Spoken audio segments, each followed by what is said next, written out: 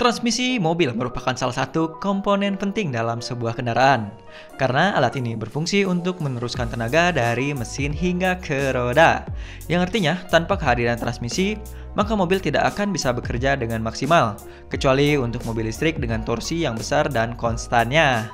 Nah, pada mesin combustion sendiri ada beberapa jenis transmisi yang dipasangkan untuk membuat mobil dapat bekerja sebagaimana mestinya. Ada beberapa tipe yang otomatis dan beberapa yang manual, dan tentunya punya karakteristik dan keunggulan serta kekurangannya tersendiri. So, bagaimana sistem transmisi ini bisa bekerja?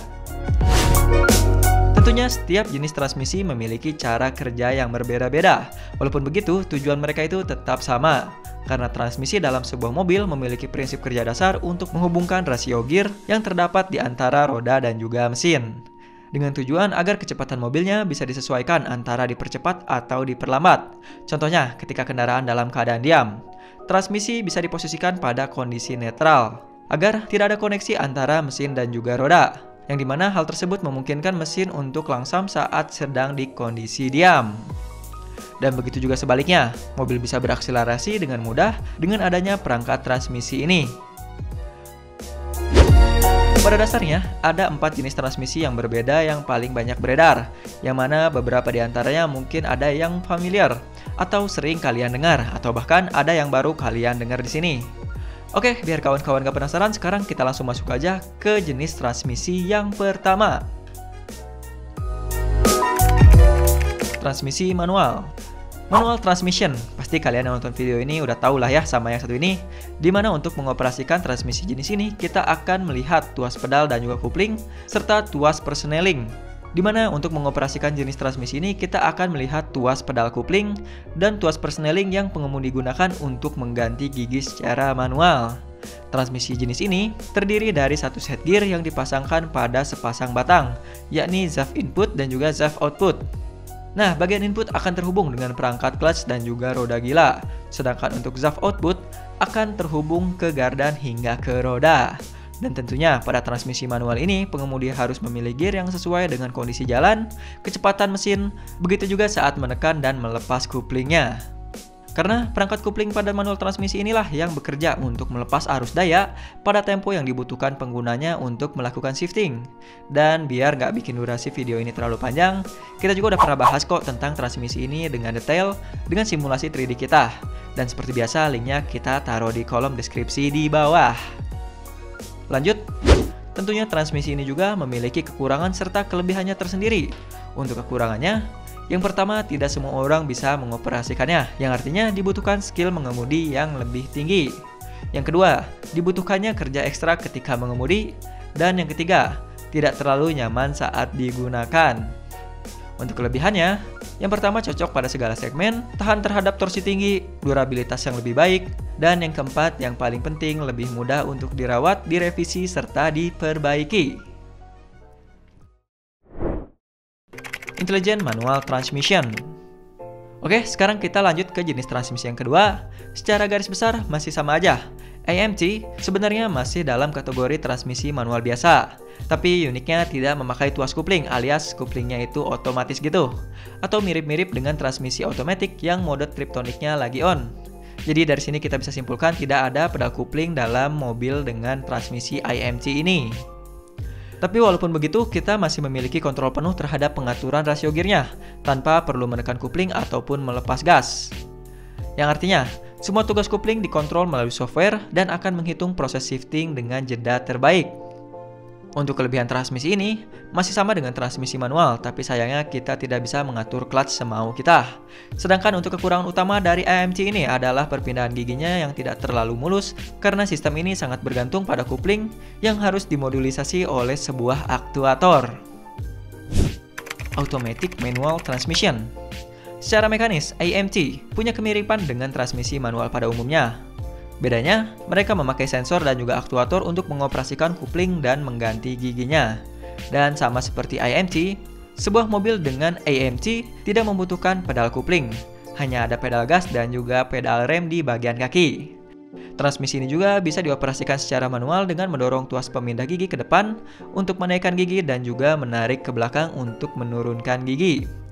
Nah, AMC ini memakai sistem hidrolik dan elektronik yang langsung terhubung ke ECU, yang artinya pola perpindahan gigi telah diprogram terlebih dahulu dan bekerja secara optimal pada rentang RPM yang sudah terprogram. Yang dimana saat ECU menilai bahwa RPM-nya sudah optimal untuk melakukan perpindahan gigi alias shifting, maka ECU akan mengirimkan sinyal ke aktuator yang mengoperasikan coupling dan gearbox-nya. Sedangkan pada RPM yang terlalu rendah, biasanya ECU akan mengirimkan sinyal untuk mengurangi rasio gigi dengan sendirinya.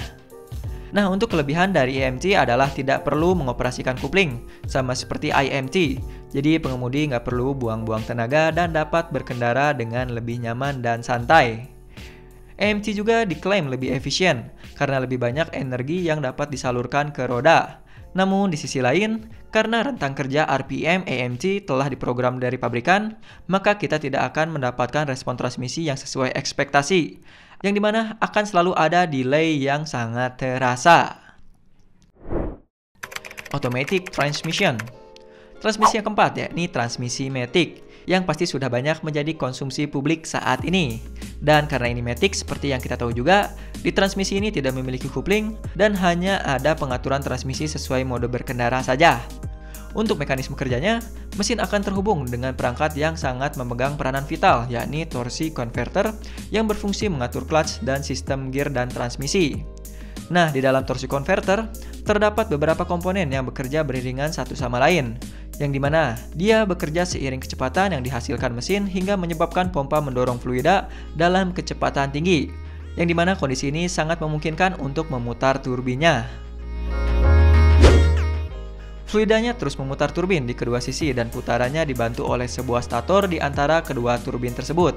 Dan energi inilah yang akan disalurkan oleh torsi converter ke sistem transmisi yang terdiri dari planetary gear.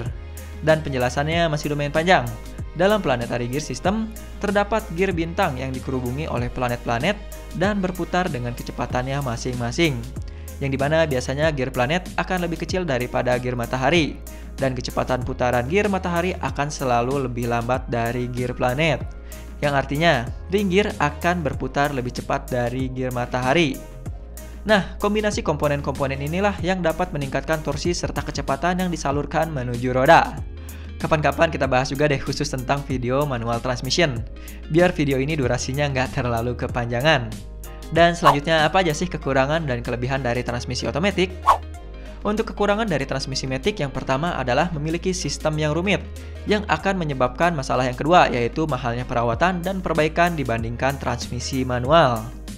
Dan untuk kelebihannya tentunya mudah digunakan, dan kelebihan yang kedua pastinya nyaman bagi pengemudi dan penumpang.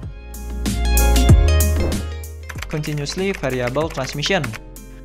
Salah satu transmisi yang paling banyak beredar setelah manual transmission, terutama di motor-motor skuter, matic, bahkan tentunya di mobil-mobil ringan.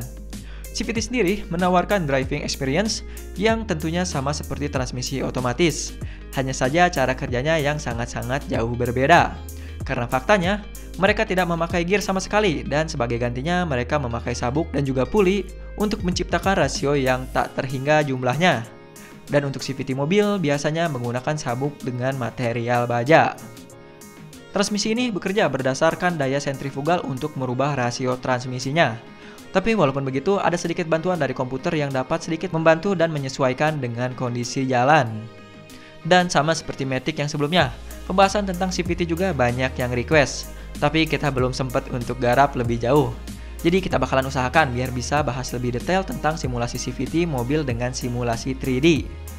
Nah, kita lanjut lagi untuk kelebihan dari CVT. Yang pertama adalah pengalaman pengemudi yang sangat halus karena tidak ada perpindahan gigi, atau bisa dibilang feel shifting yang sangat-sangat seamless. Dan yang kedua adalah responsif. Sedangkan untuk kekurangannya, sistem transmisi ini tidak bisa digunakan untuk off-road. Dan tidak ada engine brake yang terkadang sangat berguna pada beberapa kondisi jalan. Dan sekarang kita lanjut ke transmisi yang keenam. Semi-automatic transmission. Oke, kita lanjut lagi. Transmisi semi-otomatis adalah transmisi manual tanpa kopling yang hadir sebagai alternatif dari transmisi manual dan otomatis.